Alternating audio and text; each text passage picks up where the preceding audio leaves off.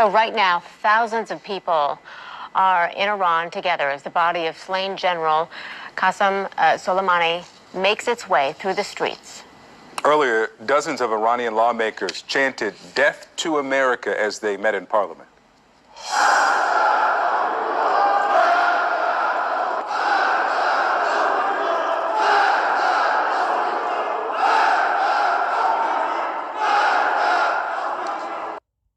And this was earlier today. What's going on, everybody? It's your boy, the Puerto Rican Conservative. And for those of you who haven't been keeping track of the news, that right there was a video recording of the Iranian parliament calling on the death of America. Now, here's the funny thing, that immediately after that, an American actress went online on Twitter to apologize to the Iranian government for the actions that were taken by Donald Trump. Now let's check that out real quick. Actress Rose McGowan apologizes to Iran. The USA has disrespected your country. The actress tweeted an apology to Iran hours after it was announced that President Trump had ordered the strike that killed Qassem Soleimani. Soleimani, an Iranian leader responsible for the deaths of hundreds of American soldiers, was killed by U.S. forces on Thursday as part of the culmination of weeks of escalating hostilities between the two nations that included the killing of an American contractor and an attack on the U.S. embassy. Mind you that Qassem Soleimani was also responsible for 196 deaths in Iraq, an additional 900 wounded or amputated soldiers due to IEDs that he had engineered and distributed throughout Iraq, intervening in the Iraq-US war. So, strangely enough, Ayatollah, which is Iran's basically Shiite supreme leader, claims that the chant of "Death to America" was aimed at Trump, not at American nation.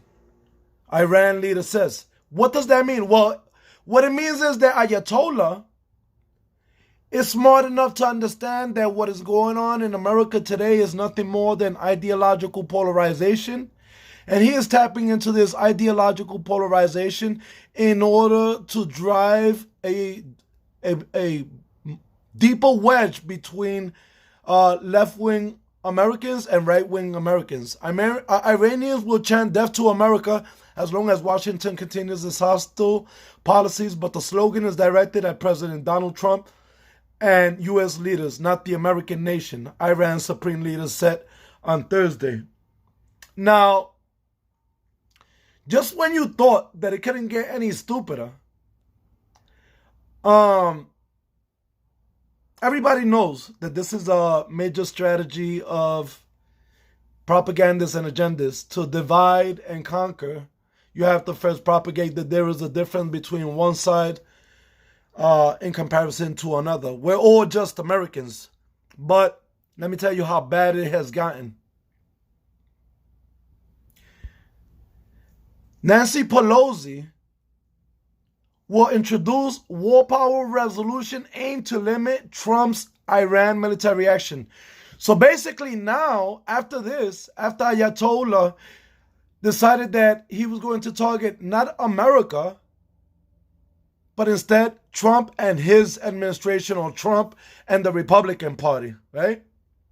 Pelosi goes along and introduces the war power resolution, which is aimed to unconstitutionally limit the power of the president. This ain't no joke. This is some serious shit right here. House Speaker Nancy Pelosi on Sunday sent a letter to Democratic members of Congress announcing the House will introduce and vote on a war powers resolution to limit the president's military actions or decision-making ability in regards not only to Iran, because this is the thing about CNN. They push so much propaganda and lies that they omit relevant information. The resolution, Pelosi writes, reasserts Congress' long-established oversight responsibility by mandating that if no further congressional action is taken, the administration's military hostilities with regard to Iran ceases within 30 days. 30 days. This is Nancy Pelosi's plan on keeping America safe. Now, just in case you guys thought that this wasn't possible, let me tell you that for a long time, I knew that there were problems in America. I knew that there were cultural problems that we can never resolve politically because culture is culture and is embedded, is ingrained in many of us organically. We can't change people's perspective. We can't impose our will on others. This is why there's always going to be ideological, cultural polarization, not only in America, but throughout the world. But for us to reach a point in American history, for us to find ourselves driving a deeper wedge between ourselves or to cater and coddle to the extreme radical Iranian regime, which murders the minority in their country, which targets LGBT, which targets and oppresses and socially and economically represses women. Why is the left so caught up in wanting to cater to them? Because it's really not about Iran. It's really not about Russia. It's really not about Ukraine. It's about taking down the only president that has fought a war against globalism since John F. Kennedy. That's what it's really about. Donald Trump represents nationalism, and nationalism is the antonym or the cultural opposite of globalism. So as long as Donald Trump is in power, we'll always be able to go online. We'll always be able to go online and check out the weirdest, most oddest ideas that at any other point in time, you would have thought it was a comic book. Did you know that the doomsday clock was moved up to 2.5 minutes to midnight after Donald Trump was inaugurated as president of the United States? Because according to the Board of Atomic Scientists, Donald Trump poses a worse threat to the world than the Soviet Union building hydrogen bombs in 1953. Let's look at the timeline of how this supposed Board of Atomic Scientists stuff works. The symbolic clock sitting at the intersection of art and science has wavered between 2 minutes and 17 minutes till doomsday since its inception in 1947. The Board of Atomic Scientists and nuclear experts that meet regularly to determine the timeline noted that in 2016, the global security landscape darkened when Donald Trump began to run for the presidency, and it wasn't until 2017 that they decided, that Donald Trump being inaugurated as president posed a worse threat to the world than the Soviet Union.